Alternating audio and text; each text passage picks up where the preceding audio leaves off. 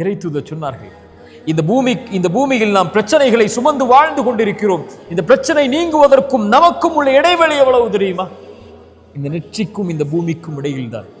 சிரமங்களால் தவிப்புகளால் நிற்க முடியவில்லை என்றால், சோதனைகளால் நெற்றியை உங்கள் இறைவனுக்கு முன்னால் அந்த பூமியில் சாய்த்து விடுங்கள்.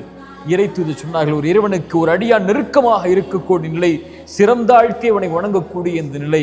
இந்த நிலையில் அவனை அழைத்தால் அவன் பதிலளிக்கிறான்.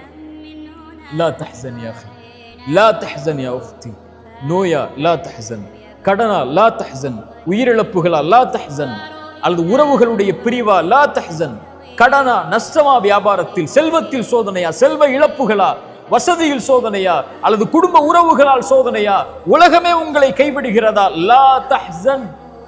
இறைவனுடைய வார்த்தை அது. இன்னல்லாஹ மஅனா, அந்த இறைவன் நம்மோடு இருக்கிறான். இந்த லா தஹ்சன் என்பது ஒரு தொடர்.